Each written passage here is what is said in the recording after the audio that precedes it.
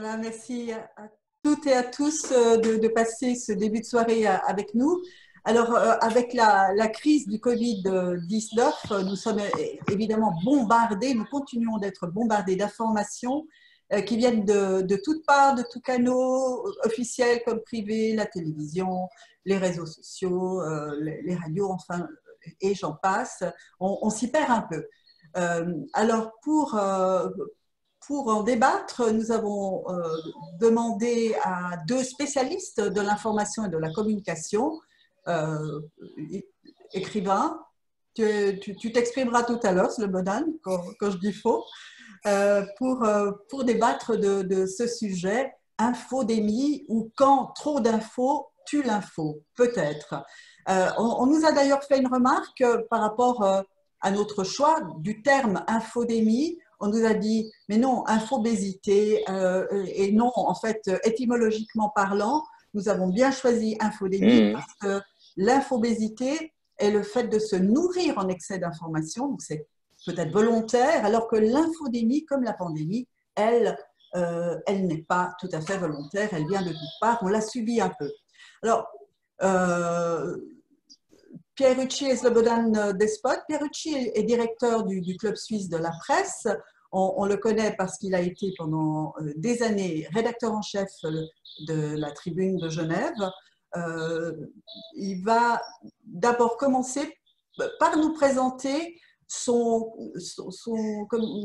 vision du traitement de l'info sur le Covid-19 en 2-3 minutes. Ça sera le même exercice ensuite pour Slobodan, pour entrer dans le vif du sujet. Pierre, c'est à toi. Bonsoir Enza, bonsoir tout le monde. Alors, cette question, mais juste en prémisse, si j'ose, je trouve intéressant cette discussion, cette première amorce de discussion sur infodémie, parce qu'en fait, ce terme, c'est un peu c'est Dr Tedros, comme on l'appelle, le directeur de l'OMS, qui l'a lancé et qui faisait bien pour qui ce terme représentait les fausses informations qui circulaient de façon extrêmement rapide sur Internet et qui étaient finalement plus virales que le virus, c'est lui qui l'exprimait ainsi, et surtout qui représentait, et qui représente encore d'ailleurs, un réel danger, puisque la lutte contre le virus se base réellement sur une question, est vraiment une question de communication, puisque, on l'a vu, on l'a éprouvé même, les gouvernements qui décident des mesures à prendre, eh bien, ces mesures, elles s'adressent à chacun de nous et pour les respecter, faut-il encore que les gens les comprennent, y adhèrent, plus ou moins. Et c'était un vrai challenge de communication comme il n'a jamais eu, enfin très très rarement eu, à cette échelle-là en tout cas. Et dans ce contexte-là de l'information émise et des directives surtout émises par des gouvernements, le rôle des médias évidemment est très intéressant parce que les médias jouent un rôle de filtre, de frein à l'information parfois, d'accélérateur. Et il s'agissait de savoir, et la question que tout le monde se pose aujourd'hui, c'est finalement, est-ce que les médias ont été trop complaisants, trop mous dans l'acceptation de toutes les bonnes directives que nous donnaient ces gouvernements, ne les ont pas mises ou peu mises en question? Est-ce qu'ils ont eu raison? Est-ce qu'ils ont été assez critiques? Tandis que d'autres disent, mais bon, les médias en ont trop fait de toute façon, ils ont contribué à une angoisse générale, bien qu'on en ait entendu moins que d'habitude, ça. Donc, pas mal de critiques à l'égard des médias, mais surtout, et c'est ça le grand changement, je crois, de cette crise par rapport au climat vis-à-vis des médias qui régnaient avant, c'est que les médias en général, les médias traditionnels, ont regagné passablement de crédibilité et finalement ont connu des pics d'audience absolument invraisemblables. J'ai parlé avec pas mal de rédactions, de rédacteurs en chef sur Internet. Ils ont multiplié par 2, 3, voire plus leur audience. Donc il y avait un vrai besoin d'information. Les médias ont fourni beaucoup d'informations, de mon point de vue, analyse très très générale et qui demande évidemment à être affinée au cas par cas, je trouve personnellement que les médias ont fait un bon travail. Il y a eu plusieurs périodes dans ce travail. Il y a d'abord eu un certain désintérêt de la matière au début, jusqu'à mi-février, soyons clairs, il se passait au fond, il ne se passait rien chez nous et c'était une vague histoire chinoise. Ensuite, quand ça s'est rapproché, il y a une forme de déni au fond, parce qu'on dit, bon, l'Italie, oui, ils ont une grosse crise, ils ont des problèmes, enfin, c'est l'Italie, c'est mal géré, avec toujours ce sentiment que la Suisse ne pouvait pas être touchée par cette épidémie et que la Suisse resterait à l'abri. D'ailleurs, on avait déjà vu avec le H1N1, toutes ces pandémies précédentes, épidémies précédentes, la Suisse avait été touchée que très, très marginalement ou pas du tout. Ok, Pierre? Oui. Juste pour permettre aussi à Slobodan de donner sa vision. Donc, pour toi, finalement, au niveau, la presse traditionnelle s'est montrée tout à fait à la hauteur, tant au niveau international que local, pour émettre de l'information sur la pandémie, sur ce qui nous arrivait. En gros. Je trouve que la presse généralement a fait un bon travail. Évidemment que dans la masse de l'information, il y a eu aussi des dérapages, mais relativement peu. Je crois qu'il y a eu une prise de responsabilité de la presse qui était assez importante et la presse a évité de faire, par exemple, de la polémique inutile, ce qui constitue un vrai danger à ce moment-là, en tout cas au début de la pandémie. Merci beaucoup. Alors, Slobodan Despot, écrivain, éditeur, là, pour toi, la presse, elle n'était pas tout à fait au fait de ce qui se passait, puisque Antipresse, ça existe d'avant. Alors, ça existe depuis bien avant, oui. Okay. Nous existons depuis le 6 décembre 2015, donc on est à la 237e semaine maintenant. D'accord. Donc, on n'a pas... Ta vision à toi du traitement de l'information liée au Covid-19? D'abord, je dois préciser une chose, c'est que quand on entend anti-presse, évidemment, on se dit, voilà, il va dire le contraire de la presse. Non, nous, on est en face de la presse comme Anticitaire se trouve en face de l'île de Citerre. C'est-à-dire, nous essayons de voir les choses d'un autre angle et non pas de contester pièce à pièce l'argumentation de la presse comme le font un certain nombre de plateformes dites de réinformation. Nous ne faisons pas ça, nous réfléchissons de manière sur la manière dont les informations sont transmises sans forcément les contester. En l'occurrence, je pense que le paysage de la presse a été assez bariolé, mais d'une manière générale, je ne suis pas l'opinion de Pierre Rucci sur le travail de la presse, en tout cas ici dans notre région. Je pense qu'elle a été extrêmement conformiste. Nous avons diffusé dès le début, deuxième ou troisième semaine de la quarantaine, un appel de Catherine Riva et Serena Tinari, qui sont journalistes spécialisés d'ailleurs, Catherine dans le domaine de la santé, et qui ont une organisation qui s'appelle Recheck, qui est une organisation, enfin une plateforme de contrôle des informations, et qui se sont demandé, mais pourquoi personne, lors des conférences de presse du Conseil fédéral, n'ose poser les vraies questions? D'où tenez-vous vos informations? Pourquoi est-ce que vous privilégiez toujours la dramatisation sur ce qui pourrait éventuellement détendre l'atmosphère, etc. Et de fait, il y a eu un conformisme véritablement moutonnier des journalistes qui s'est finalement avéré coupable, parce qu'au fond, on a vu Monsieur Covid, qui s'appelle Koch, Daniel Koch, lorsqu'il s'est retiré de ses fonctions à la fin mai. Eh bien, qu'est-ce qu'il a dit au téléjournal de la télévision suisse romande, où pour une fois le journaliste Philippe Revin a été insistant et a vraiment posé la question 3 fois avant d'obtenir une réponse. Il a dit, mais est-ce que c'était vraiment nécessaire de fermer les écoles, ce qui est une mesure extrêmement violente qui ne s'est jamais produite? Et qu'a dit Daniel Koch? Il a dit non, du point de vue épidémiologique, ce n'était pas nécessaire, mais pour faire comprendre aux gens que c'était grave, il fallait le faire. Donc, c'était une mesure pédagogique et non pas épidémiologique. Ça, c'est quelque chose qui aurait dû immédiatement faire l'objet d'un débat de tout premier plan dans les médias, c'est-à-dire est-ce qu'on a arrêté l'économie, est-ce qu'on a arrêté les écoles à cause d'un danger de santé publique réelle ou parce qu'on voulait préparer les gens psychologiquement à ce qu'il y ait un danger, à ce qu'il y ait un danger réel? C'est une question extrêmement grave. Personne, mis à part dans les 2 minutes 30 de téléjournal, n'a posé cette question fondamentale. Pourquoi avez-vous fait tout ça? Est-ce que vous êtes… Madame Despotes, je dois vous arrêter. Excusez-moi, je crois que le principe de parole voulait qu'on puisse interpeller. Ah oui, pardon. Je le fais carrément. Faites. Ce que vous nous dites là, moi, me surprend complètement. Et parfois, je me demande à quelle presse vous vous alimentez. Mais dès le premier jour, et je peux vous le trouver dans quelques secondes sur SND, mais dès le premier jour où Daniel Koch a dit on doit fermer les écoles, le débat est monté, évidemment, puisque on disait que les enfants n'étaient pas contagieux il s'avérait de plus en plus clairement, disons, selon les diverses études scientifiques,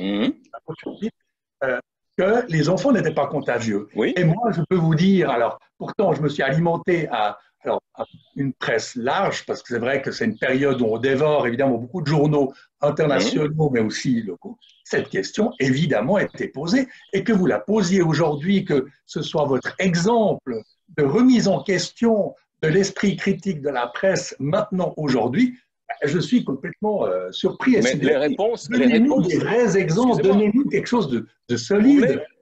Ça, c'est un exemple extrêmement solide parce que les réponses qui ont été données par M. Koch et par le Conseil fédéral étaient des réponses disant il y a une justification épidémiologique. À la fin, M. Koch a dit il n'y avait pas de justification épidémiologique. Oui, mais vous avez raison. C'est extrêmement grave. Mais monsieur Le Sola, pardon, monsieur Pierre. Bon, écoutez, là, on ne touche pas à la question des médias, on touche à la question du message et de la crédibilité des gouvernements. Et là, je suis complètement d'accord avec vous, si c'est ça que vous voulez dire.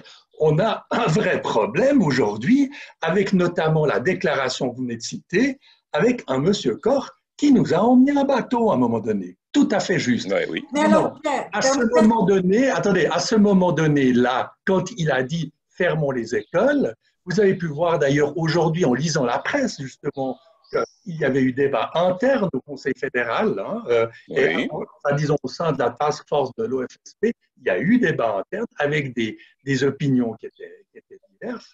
Et la question, c'est comment se fait-il que le peuple ait été emmené en bateau et que des arguments faux ont été utilisés pour une mise en place d'une mesure qui est quand même extrêmement lourde.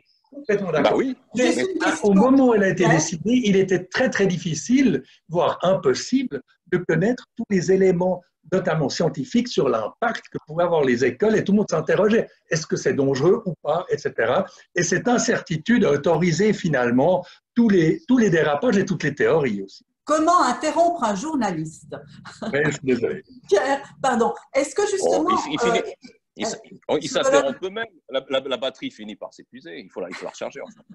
Voilà. Alors, est-ce que sur ces points et d'autres, Pierre, dans la presse dite traditionnelle, est-ce qu'il y a eu concertation? Ou est-ce que finalement la presse traditionnelle a pu avoir crainte par rapport à ce que pouvait représenter réellement l'épidémie en disant waouh, est-ce qu'on peut être porteur d'un message contraire à celui de la santé? En fait, est-ce qu'on a contribué à renforcer la peur chez les gens?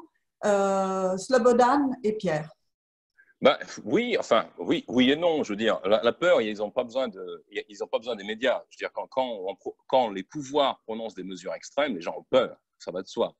Mais par exemple, j'ai encore en mémoire, je n'ai pas préparé ça, mais j'ai encore en mémoire l'éditorial du Nouvelliste. Je nomme les gens, là, en l'occurrence du 14 mars, donc le lendemain de l'adoption des mesures de fermeture des commerces, enfin des mesures de quarantaine, disant maintenant, nous sommes dans une situation tellement grave que vous arrêtez de discuter, vous écoutez ce que vous disent les autorités, et je ne caricature même pas, et toute forme de contestation et de critique va être assimilée à de la désobéissance civile. Enfin, vous êtes des mauvais citoyens si vous contestez ça.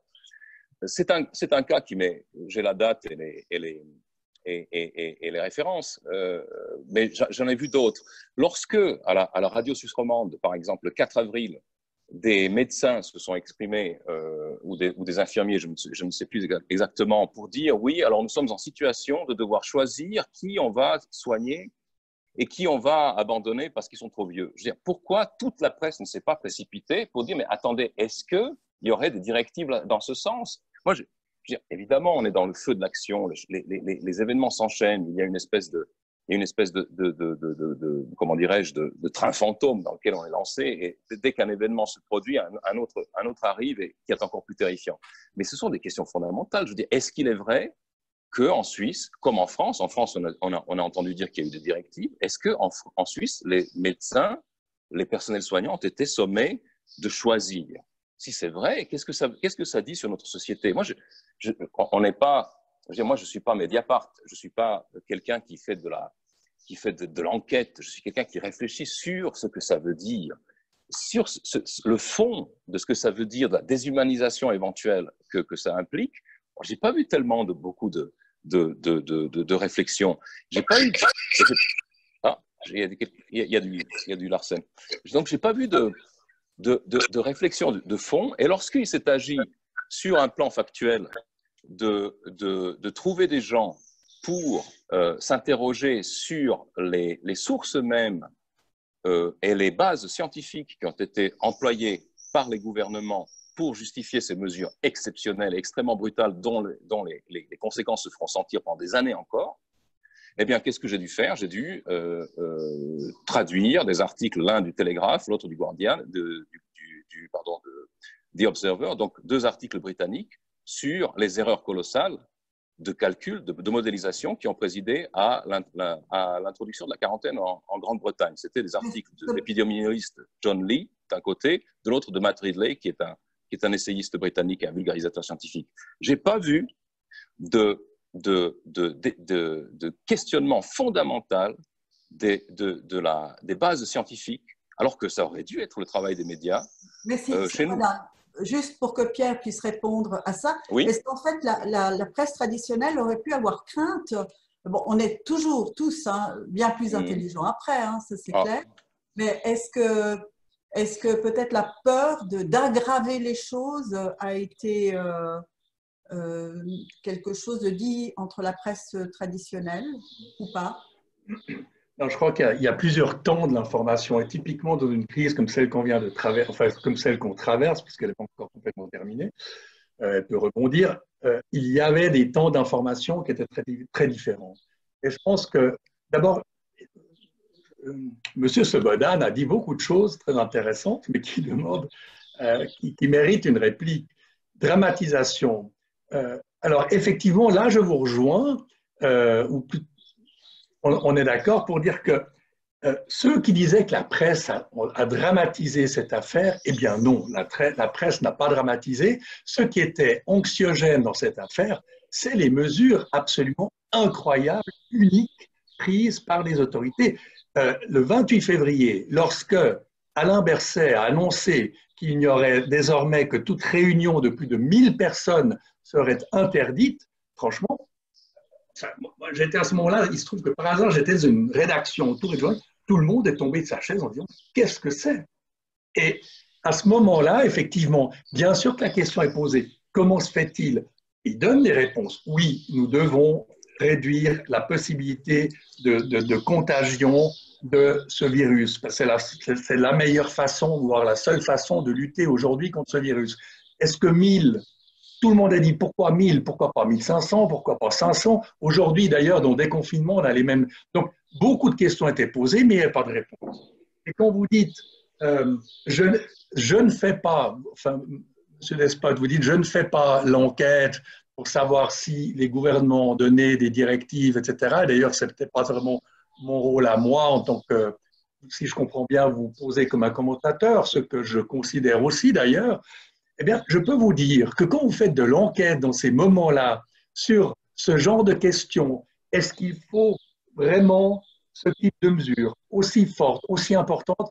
Vous, à chaud, il est simplement impossible d'obtenir une réponse. Strictement impossible. Donc, à partir de ce moment-là, ou bien vous faites ce que font pas mal de sites de réinformation, sites dont vous avez parlé tout à l'heure, où vous émettez une théorie en assénant des chiffres, en créant des causalités qui ont tiré d'on ne sait où, qui n'ont aucun soutien factuel, et puis vous faites des théories, et puis vous avez le bonheur, le plaisir d'être le seul à penser comme vous pensez. Donc, selon la bonne théorie qui veut qu'une nouvelle spectaculaire et qui détonne et qui se distancie du flot général des nouvelles, eh bien cette nouvelle va cartonner. C'est ça le principe de l'infodémie, c'est que les fausses nouvelles spectaculaires par essence, parce que vous n'allez pas inventer une nouvelle plate, eh bien, elle fonctionne extrêmement bien et tout le monde se jette dessus beaucoup plus vite que dans le cas d'une nouvelle ordinaire et prend cette nouvelle et la fait circuler, etc.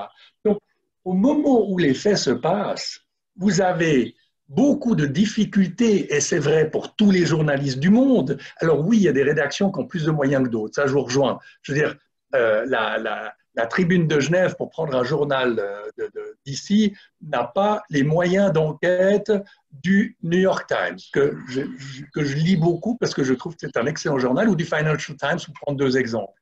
Qui ont fait des enquêtes absolument énormes, mais qui en même temps n'ont pas réussi à répondre à ce genre de questions, même en mettant tous les moyens qu'ils avaient à disposition et le savoir-faire. Donc, ce n'est pas si évident. On peut poser des questions, mais est-ce qu'il faut conclure à ce moment-là? Donc, on peut, dans un éditorial, dans une analyse, dans un commentaire, dire oui, peut-être, il n'aurait pas fallu prendre telle ou telle directive, elle aurait dû être plus sévère, moins sévère. Il y a eu débat sur le semi-confinement et le confinement entier. Le débat a eu lieu. Les différences entre la France et la façon de gérer l'affaire en Suisse, eh bien, ce débat, il a eu lieu. Mais ce débat, pour une fois, n'a pas été polémique. Et si, je pense que si le public est revenu d'une façon vraiment spectaculaire à la presse traditionnelle et aussi d'ailleurs à la télévision publique à l'encontre de la télévision privée, hein, il y a des statistiques qui montrent que toutes les télévisions publiques en Europe ont cartonné alors que les télévisions privées ont perdu un peu de chance. Donc, il y avait une espèce de retour vers les médias en guillemets d'origine. Vers les autorités. Vous venez de le dire vous-même. Vers les autorités. Parce que ce sont des médias qui ont une réputation, qui ont une certaine crédibilité, qui émettent les choses le plus factuellement possible, je dis bien possible, le plus factuellement possible, et qui n'émettent pas n'importe quoi. Et on a bien vu que l'infodémie se répandait sur les réseaux, mais les gens venaient s'informer réellement sur le contenu, ils allaient s'amuser à écouter des complots sur les réseaux, mais ils venaient s'informer sur les médias existants. Alors, d'ailleurs, ce serait intéressant de connaître vos statistiques d'anti-presse, je serais très curieux de savoir. Alors justement, j'aimerais pas vous décevoir, mais vous ne décevrez jamais. Si, je vais vous décevoir parce que j'ai vu aussi les chiffres des médias de services publics et autres. J'ai aussi lu pas mal d'ouvrages sur la psychologie, notamment la psychologie des foules, et je sais que dans une situation où la population a peur, elle se serre contre les autorités comme les serfs se serraient dans l'enceinte du château au Moyen-Âge lorsqu'il y avait une menace dehors. Donc, c'est un phénomène de psychologie collective qui est absolument mécanique. Quant à nous, l'antipresse, c'est très simple. Les fréquentations de notre site ont été multipliées par 15 depuis le début de la pandémie. Bon, quand on part très bas, c'est toujours plus simple, hein, parce que l'effet multiplicateur est plus spectaculaire que quand vous avez 100 000 lecteurs. Ça va de soi. Donc, les chiffres, je m'en méfierais un peu. Mais en revanche, je ne pense pas que la pensée et l'esprit critique soit une affaire de moyens. Il suffit de réfléchir. Et ça, c'est ce que les rédactions, surtout les grandes rédactions, n'ont absolument pas fait du tout. Je veux dire, lorsque les mesures ont été prises par les gouvernements sur lesquels la Suisse a quand même pris modèle pour certaines choses, qui sont les gouvernements britanniques et français, on sait d'où c'est parti. C'est parti de l'étude de l'Imperial College de Neil Ferguson. Ce qui m'a étonné, c'est que moi, dans mon coin, en un après-midi, j'ai pu reconstituer le problème de ce genre d'études et aucune rédaction ne s'y est attelée jusque vers le mois d'avril, lorsqu'il est devenu profitable et populaire de contester les estimations qui étaient très catastrophistes du docteur Ferguson. Ferguson n'était pas un médecin, c'est un statisticien, un physicien. C'est quelqu'un qui a un long pédigré d'erreurs. C'est lui qui a recommandé à Tony Blair, au début des années 2000, d'euthanasier pratiquement tout le cheptel bovin britannique à cause de la fièvre aphteuse. Et ensuite, il a fait l'objet d'une étude scientifique, épidémiologique dans le domaine vétérinaire, qui a montré que ces mesures étaient absolument injustifiées. Et j'ai été très étonné, moi qui ai trouvé ça, mais vraiment en cherchant très très peu. Je me suis dit, mais qui est ce type? Est-ce que c'est un médecin? Non, ce n'est pas un médecin. Je n'ai pas vu un journaliste dire, mais attendez, pourquoi on donne la parole à des statisticiens? Pourquoi les médecins n'ont pas la parole? Pourquoi ce type qui s'est trompé tant de fois a la crédibilité de son gouvernement? Est-ce que le gouvernement n'est pas en train de céder à la panique ou de chercher un alibi à la panique? Alors, Ça, ce sont des questions. Slobodan, comme tu touches un peu au domaine médical, Oui. explique-moi l'un et l'autre un petit peu votre approche par rapport au phénomène Raoult. La presse pour, la presse contre, et puis finalement ce média qui sort un rapport qui est ensuite controversé par eux-mêmes. Mais qu'est-ce qui s'est passé? Peut-être Pierre d'abord. Volontiers. Juste un point qui vient d'être soulevé, c'est la question des moyens. Bien sûr que ce n'est pas une question seulement de moyens. Il faut se poser les bonnes questions à la base. Mais aujourd'hui, si vous faites une enquête en Suisse, ce n'est pas en consultant 3 sites Internet et en les croisant que vous allez trouver quelle est la politique et pourquoi la Suisse a suivi telle et telle politique, quels étaient les conflits internes qu'il a pu y avoir au sein du Conseil fédéral, au sein de l'OFSP, etc. Ces conflits-là, d'ailleurs, sont extrêmement bien racontés. J'espère que vous avez lu l'excellent travail de la NZZ d'il y a 10 jours, NZZ am Sonntag d'il y a 10 jours exactement. Ça vaut la peine de vraiment s'impliquer un peu dans cette lecture, parce que c'est long, qui explique comment la Suisse a pris ses décisions, quelles étaient les oppositions à l'interne, etc. Et aujourd'hui, typiquement, on est dans le temps où on essaye de comprendre ce qui s'est passé. Chose, et ça je peux vous le dire, j'ai fait assez d'enquêtes comme tous mes confrères journalistes, quand vous êtes au moment chaud d'un événement, et surtout de ce type d'événement-là, parvenir aux conclusions et à obtenir les documents nécessaires, et je parle de documents qu'on ne trouve pas sur Internet, des documents qui ont été demandés via la LIPAD, des documents et des témoignages qui ont été faits par des acteurs du dossier qui jamais ne parlent au moment, c'est très difficile de faire parler au moment des faits. Aujourd'hui, déjà 1 mois, 2 mois après, eh bien, on commence à avoir une idée de ce qui s'est fait. Et comment ça a fonctionné, des erreurs qui ont été faites et de la façon aussi dont le public a été parfois. Oui, bien sûr qu'il y a un élément grégaire, complètement d'accord. Le public est totalement grégaire, a besoin d'être rassuré. Ils ont trouvé corps, ils ont trouvé verset, c'était magnifique. Et puis, ça a permis à certains de tenir psychologiquement pendant la crise, peut-être. Mais il y a une dimension enquête qu'il faut lui laisser un peu de temps. Et les médias suisses, en tout cas les maniques, et là, je vois aussi une question de différence, peut-être d'implication et de moyens aussi, eh bien, ils ont fait ce travail. Ils l'ont fait, ce travail-là, déjà à 2 reprises. Hein, une fois la Sonntagszeitung, une fois la NZZ. Et je trouve que le travail est plutôt bien fait et ça m'en apprend 1000 fois plus que des conjectures et des opinions sans réponse, en réalité. C'est pas des ce que j'ai dit n'était pas des conjectures. C'est un fait que le professeur Ferguson a une longue carrière de faux prophète, qu'il a été condamné comme faux prophète, qu'en plus il a violé lui-même la quarantaine qu'il a mais que je sache, la Suisse n'a pas adopté. Quel rapport? Non, mais je veux dire, personne n'a parlé de la théorie du docteur Ferguson qui aurait été appliquée par la Suisse et qui a fait des dégâts. Donc, non, mais la Suisse, vous le dites comme ça, mais vous n'apportez aucun élément. Non. Si, je vous apporte, je peux vous en apporter d'autres. En Suisse, on a très souvent, à bien des moments, simplement appliqué, comme beaucoup de pays d'ailleurs, personne ne voulait être pris en défaut. Tout le monde a appliqué les règles, le principe de précaution maximum pour ne pas faire l'objet de questionnements. Mais moi, j'ai vu passer dans la presse suisse des commentaires, des nouvelles sur les mesures adoptées par les pays voisins, sans que personne ne mette ça en question. j'ai vu passer beaucoup d'informations sur les recommandations, par exemple, sur l'interdiction de fait par l'Organisation mondiale de la santé des anti-inflammatoires. Il n'y avait pas de contestation. Ça vient de l'OMS, c'est donc parole d'évangile. Je veux dire, personne, par exemple, dans cette presse, à nous, au début, n'a relevé le fait que l'OMS n'était pas une organisation médicale, mais une organisation politique. Ce n'est pas une organisation médicale. C'est très important de savoir ça. Personne ne l'a souligné. Je pourrais énumérer, parce que ça ne nous mènerait nulle part. Puis en plus, on nous a posé la question de Raoult. Je pourrais énumérer des tonnes. On y viendra, Raoult, mais quand vous dites la Suisse, comme tout le monde a suivi le principe de précaution maximale, eh bien aujourd'hui, c'est un peu le contraire qu'on reproche à la Suisse. C'est qu'elle n'a pas pris suffisamment de précautions, de même que les États-Unis d'ailleurs, et que si elle avait agi plus tôt, une semaine avant, ce qui compte énormément, eh bien, le nombre de morts aurait pu être sérieusement diminué. Et en fait, je ne suis pas d'accord. Oui, non, on est dans l'opinion, là, oui, d'accord. Oui.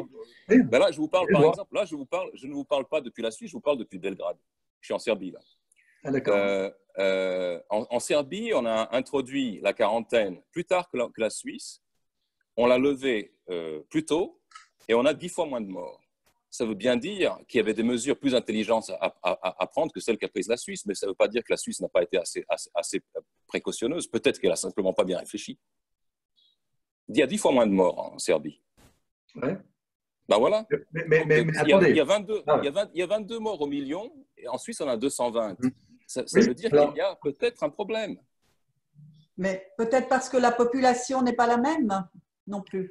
Mais si on fait du point, comment se fait-il que les Portugais aient beaucoup moins de morts? Comment se fait-il que l'Afrique, pour l'instant, est encore très épargnée alors qu'on pouvait avoir les pires inquiétudes? Est-ce que ça va encore venir? Espérons-le pas, de toute façon.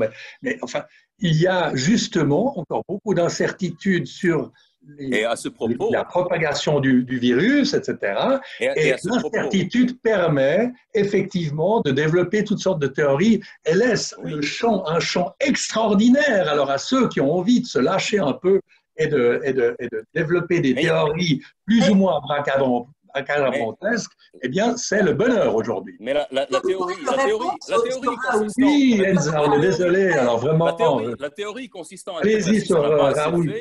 La théorie consistant à dire que la Suisse n'en a pas assez fait est aussi une théorie fumeuse et une opinion. Je veux dire, ça n'a rien de scientifique. Et à propos de... Je viens tout de suite au docteur Raoult, mais j'aimerais relever une chose. Dans une conversation que j'ai eue à fin mars avec quelqu'un qui était dans l'état-major de crise fédérale en Suisse, j'ai appris un fait qui m'a vraiment sidéré. Et j'ai été étonné par la raideur de la pensée qui présidait à ce genre de réflexion. Cette personne m'a dit, sous le couvert de... Je ne vais pas divulguer ma source, sous le couvert de la discrétion, mais nous avons constaté quelque chose de bizarre. Il n'y a pas un mort sur 100 contaminés. Nous craignons que la contagion soit beaucoup plus vaste. Ça vient de l'intérieur donc, des autorités. Nous pensons que la contagion pourrait être beaucoup plus vaste. Il pourrait y avoir 1000 contaminés pour un mort. Et j'ai dit à cette personne, mais pourquoi vous ne le publiez pas? C'est une excellente nouvelle. Et lui voyait le problème dans le nombre des contaminés, alors que le seul problème, c'est le nombre des malades et des morts. Je veux dire, que vous soyez contaminé par un rhume, ce n'est pas très grave. Mais s'il y a 1 millième, 1 sur 1000 contaminés qui meurent, ou 1 sur 100, ça change complètement la dimension de la crise. Mais ça, le fait qu'il y avait peut-être 0,1% de morts sur le nombre de contaminés, ça, on ne l'a pas laissé filtrer à ce moment-là parce qu'on était dans la logique de la peur. Et je vous signale aussi que moi, depuis le début de cette crise, j'ai écrit, donc ça fait depuis 3 mois, j'écris dans le sens « Attention à la pandémie de la peur ». Je n'ai pas arrêté. Pourquoi? Parce que en tant qu'éditeur, en 2009, j'ai publié un livre qui s'intitulait H1N1, la pandémie de la peur, et qui était à l'époque le seul livre de l'édition française sur 38 titres consacrés à ce sujet, à ne pas considérer H1N1 comme la prochaine peste. L'auteur était un scientifique, il était complètement en porte-à-faux avec la communauté et surtout avec les médias, et c'était lui le seul qui avait raison. Donc j'avais quand même un modèle sur lequel me calquer. Ce que je ne comprends pas, c'est au fond, oui, il y a eu une certaine peur, mais moi, je n'ai pas perçu, enfin, j'ai parlé avec beaucoup de gens, évidemment, même en période de confinement via le téléphone, je n'ai pas senti de panique, j'ai senti une préoccupation réelle qui poussait Bon, les gens à essayer de maximiser la lutte contre le virus, donc s'isoler et suivre finalement comment dire, les directives du gouvernement. Mais ce sentiment de peur maximale, je ne l'ai pas vu. Ce que je vois en revanche, c'est que il y a un vrai. Vous avez l'air de nier complètement le problème sanitaire. On est à non, combien? 430 000 morts aujourd'hui. Alors, on n'est pas encore à la grippe espagnole, tout à fait d'accord. Mais 430 000 morts, ben, c'est pas mal. Et puis peut-être que ça va encore augmenter. non, Ça fait je ne beaucoup dirais de pas que c'est monde qui pas est mal. mort. Je dirais que c'est très mal, cher Ouais. collègue. Oui, Je oui, dirais pas non, que c'est non, mais pas dans mal. votre langage, ça importe assez peu finalement. 430 000 morts, c'est peanuts, hein, diraient certains. Et j'ai un peu l'impression de vous entendre dire ça. Non, monsieur Despote, 430 000 morts, c'est beaucoup de monde. Même les 1500 et quelques en Suisse, eh bien, ça fait beaucoup de gens. Et je Vous pense qu'il y savez, avait une logique à se protéger. Et effectivement, si personne ne s'était protégé, alors on est obligé de faire des hypothèses et de se référer à des études, mais il est évident que le virus serait propagé bien plus vite que si le confinement, avec ce confinement. Donc ce confinement a été utile. Je pense qu'il était. Alors, bien sûr, dans tous ces détails, il y a eu plein d'erreurs. On était dans une situation assez inédite, hein, imprévisible, mais bon, ces mesures devaient être prises, à mon sens. Regardez, regardez l'exemple brésilien. Alors là, il n'y a carrément pas de mesures, hein. Elles sont clairement contenues par le président brésilien Bolsonaro. Bon, eh ben, ça augmente à une vitesse assez sidérante. On mais n'est pas au bout. pourquoi vous ne donnez pas l'exemple de la Biélorussie où on n'a pas pris de mesures et où il ne s'est rien passé? Alors, oui, la Corée du Nord, on ne sait pas très bien non plus ce qui s'est passé. Il semblerait qu'il n'y ait quasiment rien. Bon, écoutez, je crois qu'aujourd'hui, vous avez vu qu'il y a un petit regain en Chine, hein, à Pékin. Il y a de nouveaux cas. Qu'est-ce qu'on fait? Comment on fait dans ces États-là? Eh ben, on ferme, mais complètement. Et puis en plus, on ne donne pas les chiffres. Donc, je serais encore très surpris. Je suis curieux de voir comment va se développer quelle sera la réalité des chiffres dans plusieurs pays qui aujourd'hui n'ont pas donné des chiffres. Y Il y a des compris pays la en Suisse. Afrique aussi. Il y a des Y pays en compris la Afrique qui, Suisse. attendez, il y a des pays en Afrique qui refusent de donner des chiffres parce qu'ils ont décidé qu'ils avaient d'autres manières de traiter la chose. Oui, La Tanzanie ne donnait plus de chiffres. Bon. oui. Alors, qu'est-ce qu'on sait sur la Tanzanie? Ben, on ne sait rien, quoi. On Bon, sait que la Non, on James, ne Chine, sait rien. oui, Mais excusez-moi, mais on ne sait James rien sur la Jordan, Suisse. On j'ai ne sait compris rien que vous sur. ne voulez pas répondre à ma question sur Oui, Raoult. mais on y on vient, on y vient, adore, on y monsieur vient, Raoult. on y vient, on y vient, on y J'aime vient. tellement M. Raoult que j'ai essayé de l'inviter il y a à peu près un mois pour une conférence de presse, mais il était très occupé. Il est un peu occupé, là, je pense. Il doit Ah être oui, occupé. je comprends, je comprends. Mais Et puis, j'aimerais de toute votre manière, sentiment de Alors, l'information sur concernant Raoult, toute cette histoire Raoult entre presse traditionnelle qui n'était pas elle-même d'accord et un petit peu tout ce qui peut être anti-presse, Slobodan. alors, Vraiment, en 30 secondes, parce que j'ai 1000 en autres 30 questions secondes, à poser. moi, Ouais. je suis parti dans ma lecture de cette crise, d'une manière générale, d'un point de vue qui est celui que nous assistons à une révolution technologique. C'est pas une conspiration de certaines personnes avec des gouvernements, etc. C'est que la différence de cette pandémie avec les précédentes, c'est que la technologie, c'est-à-dire l'informatique, les statisticiens, la technologie biologique a envie de de faire une OPA sur le marché, si j'ose dire, le marché sanitaire et politique, administratif que représente cette crise. Dans Intelligence Online, la lettre d'information confidentielle, j'ai lu un article formidable sur le printemps du renseignement, le printemps des applications technologiques, comme on le voit maintenant. Il y a un enjeu technologique, économique, commercial dans cette crise que certains acteurs veulent sur lequel on veut capitaliser. Donc, lorsque vous avez quelqu'un qui, comme Raoult, arrive en disant « Moi, j'essaie un truc, mais ça n'a rien de spectaculaire, c'est pas révolutionnaire, c'est pas un vaccin. Le vaccin, à la différence des traitements, c'est quelque chose qui est c'est presque la différence entre un abonnement Netflix et du cinéma, parce que l'abonnement Netflix, ça rapporte du fric sans arrêt. un vaccin, ça doit être administré à pratiquement toute une population, tandis qu'un médicament, ça ne guérit que ceux qui ont besoin d'être soignés. Donc, arrive quelqu'un comme Raoult, avec un traitement finalement à l'ancienne, pas cher, avec des produits qui existent, mais il brouille les cartes, il bousille un marché naissant pour des entreprises qui ne peuvent que le détester. Donc, il a quelque chose de l'empêcheur de tourner en rond, ce Raoult, à mon sens, sans aller dans le détail de l'opportunité ou non de ses méthodes. D'accord. Donc, en fait, il dérange. Et alors, Pierre, comme il dérange, qu'est-ce qu'on en fait? Il est évident que ce Raoult est un personnage tout à fait particulier. Il s'entoure de toute une mise en scène qui en font quelqu'un d'un peu extraordinaire. Maintenant, moi, ce que je trouve intéressant dans ce que vous venez de dire, c'est que vous venez de faire une théorie du complot, Slobodan Despot. Vous venez de faire exactement, je vais vous expliquer, je vais analyser votre pensée, il faut que vous compreniez ce que vous dites. Merci, docteur. Je vais vous aider, Slobodan. Donc, vous êtes en train de dire que Raoult, utilisant un produit assez simple, la chloroquine, eh bien qu'il soigne des gens, ce qui n'est absolument pas établi, il soigne des gens. Ou il pourrait peut-être soigner des gens. Il pourrait peut-être, éviter en tout cas que des gens meurent, disons-le comme ça, éviter que des gens meurent. C'est soigner les gens, c'est soigner les gens, oui. Oui, d'accord. Eh bien, si il a suscité autant de critiques et autant d'opposition, c'est parce que, au fond, les grands fabricants de vaccins, de médicaments, etc., voyaient en lui le type qui allait leur casser le marché. Alors, c'est superbe. Moi, j'adore cette théorie parce que les grands, dans votre esprit, alors là, on rejoint vraiment le côté grégaire. Les grands sont méchants et ils vont contre l'humanité et tout ce qu'ils veulent, c'est se faire de l'argent, même s'ils ont eu quelques-uns de plus.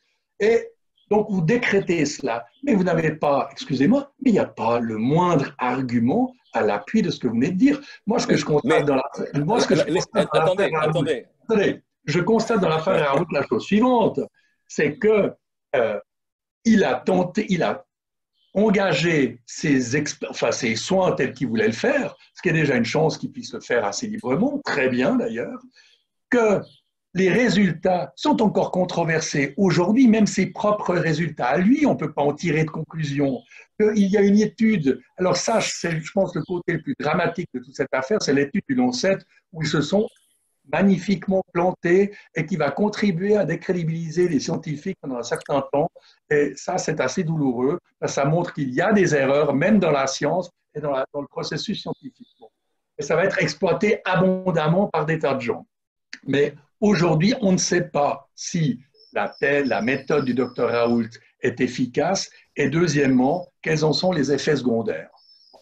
Et donc, c'était un pari à prendre. Alors, vous aviez ceux qui voulaient suivre le protocole de façon très, très stricte. Il y a eu d'ailleurs beaucoup de slalom, même l'OMS a slalomé. Un jour, ils ont dit oui, on continue à chercher, un autre jour, non, selon les études qui sortaient.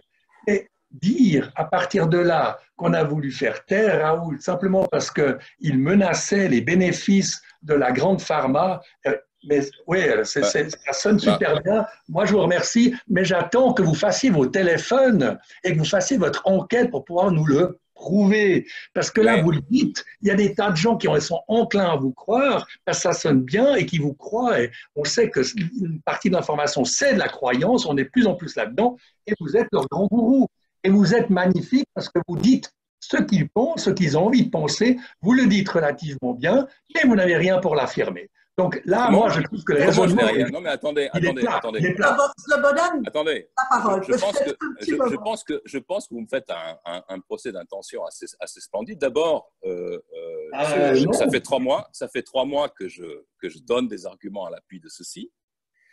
Ensuite, je constate, comme vous, que peut-être que Raoult, avec sa méthode, a juste empêché que des gens meurent, ce qui veut dire les soigner quand même. Mais je constate, comme vous, que ceux qui se sont dépêchés de publier une étude pour compromettre sa méthode, se sont, eux, plantés de manière scientifique avérée. Et qu'il s'est produit une chose absolument invraisemblable, c'est qu'une étude, une revue de référence médicale a dû dépublier un article.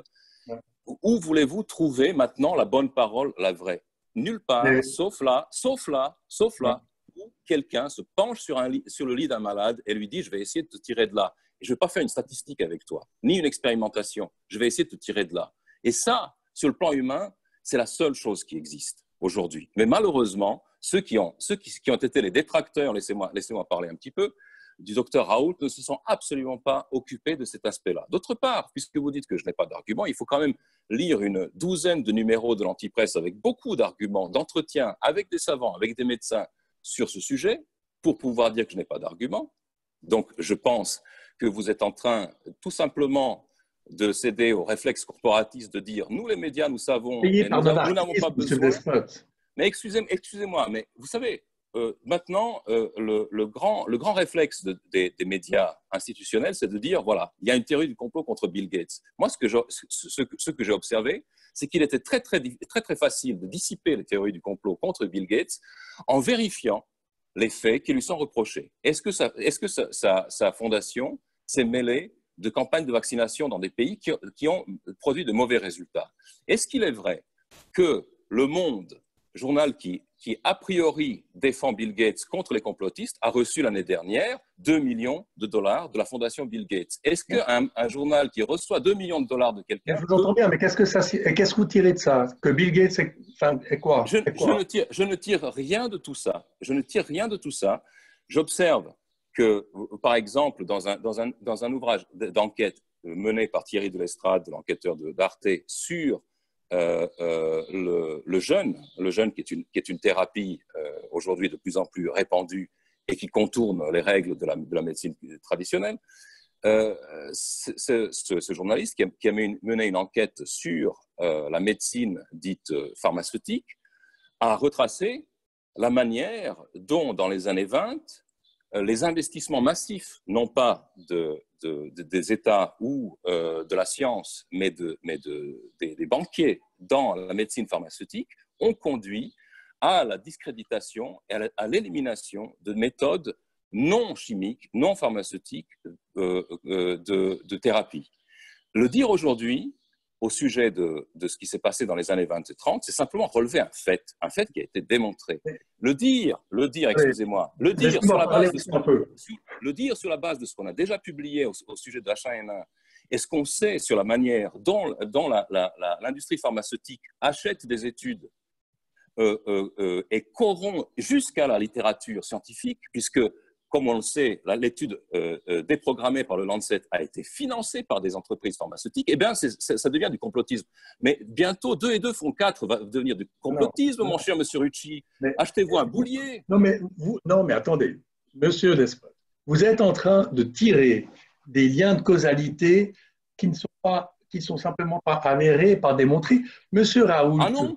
Non, mais attendez. Sur le cas, on parle du cas Raoult. On parle du cas Raoult, monsieur Despote. Oui. Vous êtes en train de dire quoi?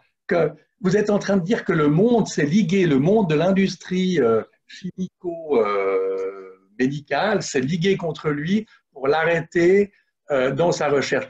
Moi, je pense que monsieur Raoult, si il avait vraiment la magic bullet, comme on dit, hein, le médicament qui allait, eh bien, moi, je suis certain que des gouvernements, Trump en tête d'ailleurs, auraient racheté ou tenté de le phagocyter d'une façon ou d'une autre, parce que, évidemment, ça avait une énorme valeur. Et en plus, vous partez du principe que, oui, les gouvernements sont cyniques, oui, ils ont commis les pires atrocités, on peut en citer, chacun de nous deux peut en citer des dizaines d'exemples dans l'histoire, évidemment. Et est-ce que, dans cette crise-là, l'objectif des gouvernements était simplement d'essayer de tirer profit de la crise et des entreprises tirer profit de la crise ou essayer de se protéger aussi contre quand même une épidémie d'une ampleur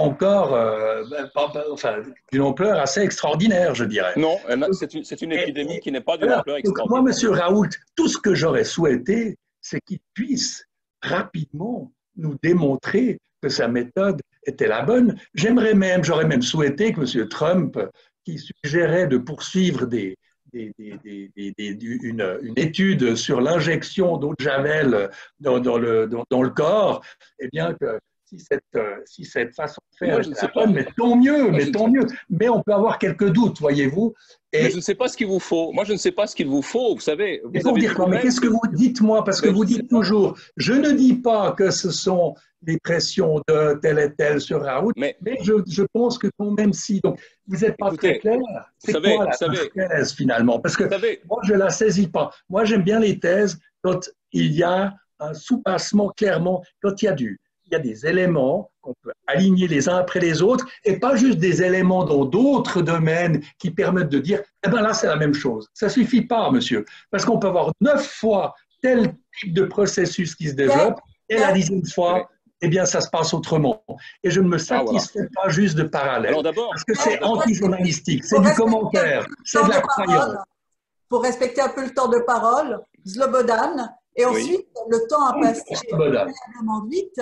On donnera, je vois qu'il y a notre excellente journaliste Mireille Zaki qui a dû se régaler du débat. Je lui demanderai de poser à chacun de vous une question tout à l'heure. Slobodan. bah, tout simplement, moi, je ne sais pas ce qu'il vous faut. Vous avez dit vous-même que finalement, il a empêché quand même quelques personnes de mourir. Il a quand même des statistiques en sa faveur, le docteur Raoult. Donc, je ne sais pas ce qu'il nous faut.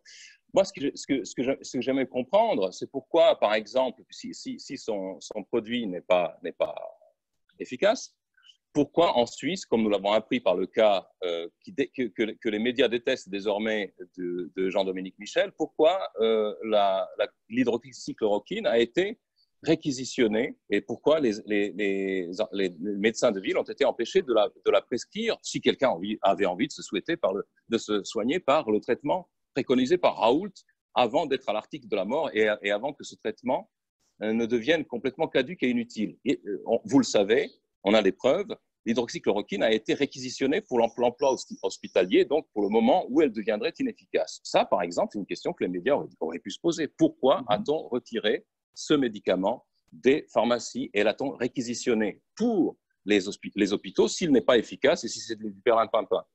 Bon, ça c'est une chose. Parce qu'il aurait pu être efficace, il fallait encore en avoir les preuves et attendre que les résultats l'attestent. Oui, Et mais enfin, ça aurait été une formidable chance qu'un médicament existant puisse permettre de lutter contre le virus. En attendant ce médicament que j'ai pris en novembre dernier pour me rendre en Afrique, c'était un médicament de prescription totalement ordinaire dont les effets secondaires étaient connus et relativement limités, contrôlables. Il n'y avait aucune raison de l'interdire, il n'y avait aucune raison de le retirer du marché. On pouvait tout simplement laisser les médecins faire comme ils l'entendaient avec les patients qu'ils connaissent plutôt que de leur interdire de soigner les gens. Écoutez, moi je crois que je ne suis pas médecin. Non, attendez, laissez-moi finir ma phrase. Oui, je ne suis pas médecin, je confirme alors, absolument. Mais ce que je lis comme vous, c'est qu'il y a beaucoup de gens, et je commence à me demander si ce n'est pas le cas, qui confondent la chloroquine ou l'hydrochloroquine avec la nivaquine qu'effectivement on prend quand on veut se protéger de la malaria quand on va dans certains pays, en particulier du Sud. Mais je ne veux pas commencer à entrer dans ce débat-là. Moi, j'aimerais juste ajouter une chose à ce que vous dites. Parce que, oui, la thématique, c'était sur les médias. Moi, je pense que les médias, ils n'ont pas fait tout juste. Et moi, j'ai peut-être quelques doutes dans d'autres domaines que les vôtres. Et j'aimerais quand même aussi émettre un jugement un peu critique des médias qui n'ont pas atteint la perfection. Je pense que les médias, notamment en étant, comment on dit cela, il y a ce terme de embedded en anglais, c'est-à-dire qui sont incrustés. Vous savez, les journalistes pendant la guerre du Golfe étaient incrustés par exemple, avec les soldats américains. Et là, on a vu des journalistes incrustés dans les hôpitaux. Alors, je trouve ça bien d'aller voir incrustés dans les équipes qui vivaient là et qui participaient à la manœuvre, etc. Je trouve ça bien parce que ça donne disons, un regard de l'intérieur. Mais ce que je constate, c'est que effectivement, et là on revient à la politique gouvernementale, il y a un certain nombre d'experts qui étaient certes probablement très compétents, mais un peu toujours les mêmes, qui disaient ce qu'il faut penser, faire, etc. Pourquoi on n'a pas donné la parole à d'autres? Je vais être obligée. Vous savez que l'information est très canalisée. L'information est très canalisée. Je vais essayer. Et ensuite, je finis la phrase. Et ce que je regrette, c'est que les gens qui étaient incrustés dans ces hôpitaux, ces journalistes, eh bien, évidemment, les rédactions, après, il devient plus difficile aussi de garder un œil critique sur ces gens qu'on a côtoyés, etc., un jour après, quand on essaye de détecter, de faire la vérité, la réalité de la crise et des faits tels qu'ils sont déroulés. Et c'est aujourd'hui que ça se passe. Et c'est aujourd'hui qu'on va mesurer vraiment la capacité des médias à faire leur job. Parce que quand vous êtes dans la tempête, sur un bateau, vous essayez d'abord déjà de manœuvrer votre bateau de telle sorte qu'il ne se mette pas au travers de la vague et qu'il ne chavire pas. Merci, vraiment, merci beaucoup, mais oh, c'est épouvantable. Nous avons pratiquement déjà consommé l'heure. J'aurais aimé que Mirette vous pose à chacun une question brève pour une réponse brève. Et je vous reprends après. Mirette, merci d'être là. Merci beaucoup. Alors, Pierre, j'aimerais te poser une question par rapport à, tu sais, cette histoire d'accusation de complotisme. On a fait un infrarouge là-dessus d'ailleurs. C'est très intéressant. Est-ce que les médias finalement se sont pas plus préoccupés de faire la chasse aux complotistes que vraiment d'enquêter sur les conflits d'intérêts de l'industrie pharmaceutique, qui est le sujet qui intéresse vraiment le public? Parce que c'est Dr Raoult qui a sorti là un article qui montre le fait que Gilead Science a financé à peu près tous les médecins experts qui ont émis une opinion négative contre l'hydroxychloroquine. Oh, le conspirationniste. Pierre, en une minute. Ouais. Écoutez, moi, ce que je constate en lisant la presse quand même de façon assez intense tous ces derniers mois, comme je l'ai dit, chaque journal, chaque média a fait ces deux articles sur le complotisme, les complotistes. Parce qu'évidemment, ils en parlent, quelque part, ça fait partie de cette actualité. Mais dire qu'ils ont passé plus de temps à parler de complotisme, à faire la chasse au complotisme, que parler de choses, enfin, notamment de vaccins, pour moi, non, ce n'est pas, je n'ai pas vu du tout et je n'ai pas lu du tout comme ça la presse. D'ailleurs, une des décisions qu'ont prises certaines rédactions, et je le sais pour en parler avec elles, c'est nous arrêtons de rectifier, de faire du fact-checking, parce qu'au fond, on peut faire du fact-checking jusqu'à 100 heures par jour et ça ne suffit pas à tout vérifier.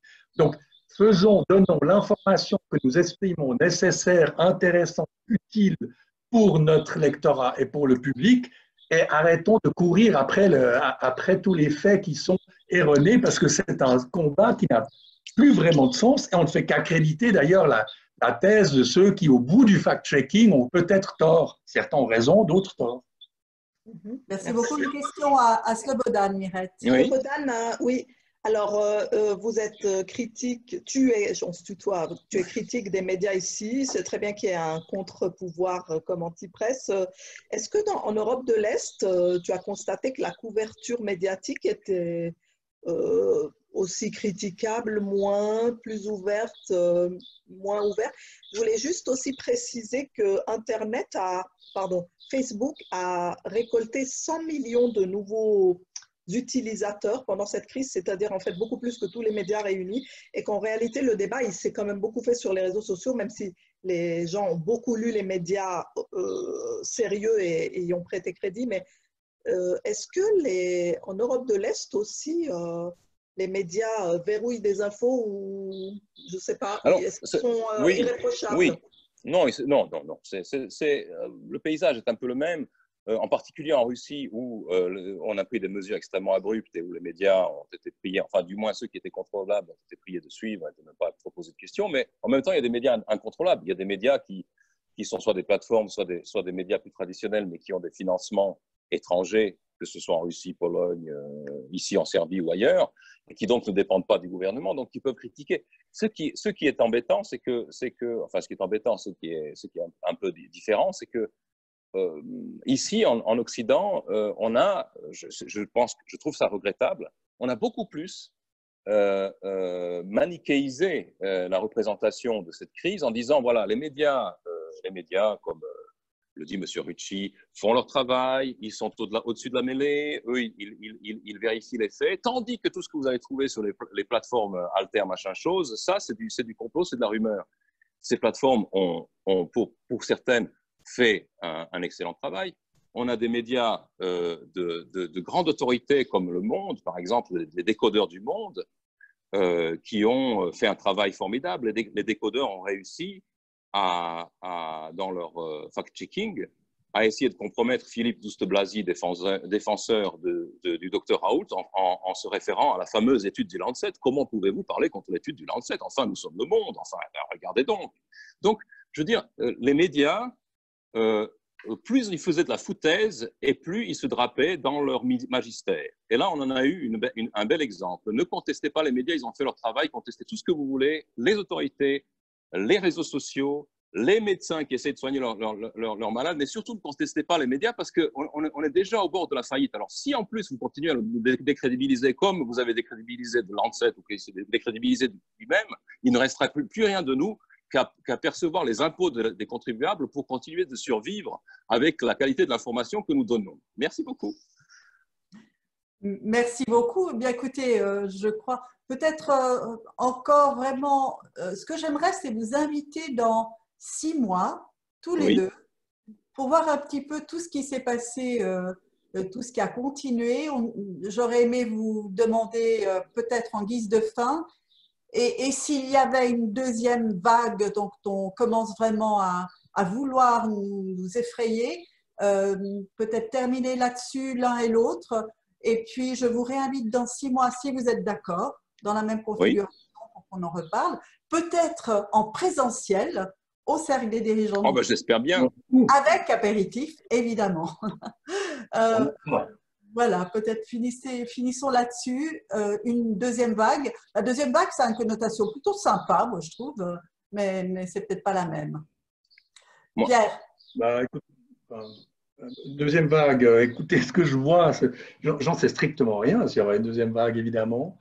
Ce que je constate aujourd'hui, c'est que c'est très difficile d'avoir des demi-mesures dans les mesures de protection. Parce que là, on sent que les chiffres en Suisse sont très bas. Hein. C'est quoi, une vingtaine de nouveaux cas par jour à peu près, quelques morts un jour ou l'autre. Bon, donc par rapport à la période hautement dense, évidemment, c'est rien. Mais du coup, on a aujourd'hui, en dépit des mesures, je crois qu'il y a un retour à la normale qui se fait extrêmement rapidement. Et moi, je suis convaincu. Alors là, c'est tout un autre sujet, mais j'entends partout des gens qui projettent leurs fantasmes de vie nouvelle, de nouvelles sociétés, etc., qui sont des projections magnifiques parfois, inquiétantes d'autres fois. Mais j'ai un peu l'impression qu'au fond, assez vite, on risque de revenir au monde d'avant, tout simplement, parce que, je veux dire, chacun reprend sa vie et d'une façon ou d'une autre, même s'il le condamne, a envie de retrouver les marques d'avant. Donc, évidemment qu'une deuxième vague changerait considérablement la donne, puisque de nouvelles mesures seraient réinstaurées et avec l'inquiétude qu'on doit vivre certainement, et c'est probable, c'est possible, avec ce virus pendant très longtemps.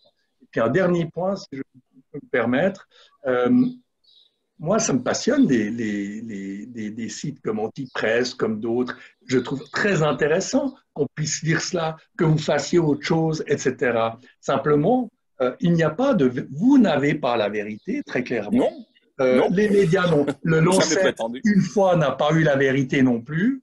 Pas une fois. Maintenant, pas une fois. Non, mais c'est pas la en l'occurrence, ils n'ont pas eu la vérité sur cette affaire-là. Ils sont trompés lourdement. OK. Maintenant, ce n'est pas parce que vous avez des choses, des erreurs exceptionnelles, on peut tout balayer. Parce que ce que je crains, moi, c'est que demain, on va dire, mais vous savez, les scientifiques, 99% sont d'accord pour dire que le réchauffement climatique est dû à un facteur humain. Mais regardez, ces scientifiques, ils ne sont pas sérieux, ils se trompent dans leurs études. Pourquoi ce n'est pas le 1% qui a raison? Oui, pourquoi ce n'est pas le 1% qui a raison? Il y a toujours une chance que le dernier pourcent ait raison, mais si on se braque là-dessus, évidemment, il ne va rien se passer et on va s'enferrer dans la polémique au lieu d'essayer d'aller de l'avant. Donc, à un moment donné, je crois qu'il faut prendre aussi des options, des directions, pas en fonction simplement de la loi du plus grand nombre, mais en fonction des plus grands cerveaux, esprits du monde de la science qui prennent des positions et qui avancent dans une telle direction. Mais même là-dedans, il y a des erreurs, c'est vrai. Merci Pierre. Slobodan. Oui, eh bien, si nous étions dans la logique du nombre, si les 99% avaient raison, nous en serions encore à penser contre Galilée que c'est le Soleil qui tourne autour de la Terre.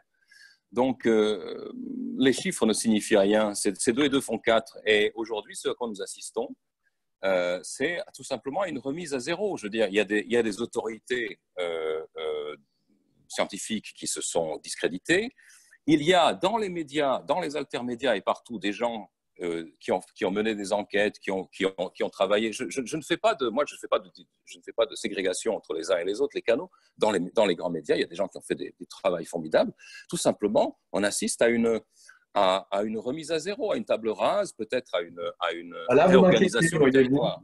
Bien sûr. Non, attendez, laissez-moi finir. Et ensuite, pour ce qui est de la deuxième vague, lorsque vous voyez, pas en Suisse, parce que nous avons eu, somme toute, une quarantaine extrêmement calme, extrêmement peu contraignante, mais lorsque vous voyez dans les pays voisins comme l'Italie ou la France ou l'Espagne, le régime sous lequel ont vécu les gens, ou en Russie encore aujourd'hui, je ne pense pas qu'il soit très facile, dans 6 mois, si ça devait se reproduire, de réimposer une quarantaine, surtout quand on verra à ce moment-là, et non pas encore aujourd'hui, les conséquences économiques de la quarantaine de ce printemps. Là, je ne sais pas comment on va gérer la crise. Il n'y aura pas de quarantaine en Suisse, à mon avis, même si la deuxième vague peut être assez puissante. Je pense que tout sera fait pour, en effet, éviter cette quarantaine. Quand vous parlez de remise à zéro, vous m'inquiétez un peu, parce que là, ça y est, vous laissez toutes les portes ouvertes pour énoncer toute sorte de théorie, puisque finalement, il n'y a plus personne qui a un peu plus, un peu moins raison que l'autre. Finalement, tout est possible, tout est permis. Exactement. Et ça y est, là, c'est la grande foire, c'est la grande foire aux idées les plus délirantes. Et ça, je trouve que ce n'est pas très constructif et pas très utile. Ah, c'est pas très correct. C'est pas très correct envers les vieilles gloires. Ça, c'est clair. Ceux qui maintiendront que 2 et 2 font 4. Vous êtes juste en train d'élucubrer. Vous allez vous parler à élucubrer. Alors, allez-y, élucubrer. Mais c'est pas ça, l'information. L'information, c'est pas ça. Je vais demander à chacun d'ouvrir On n'est pas dans le même registre, monsieur Despot. pour les applaudir, s'il vous plaît.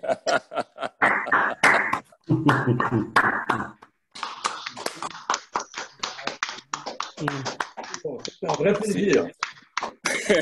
C'était fort agréable. Donc, rendez-vous est pris vers la fin de l'année. On refera le point. Mais alors, en personne. Hein. En personne. En personne, on s'en réjouit. Et bien sûr, pas confondre la deuxième vague avec la nouvelle vague, qui elle a une connotation plus sympa. Voilà.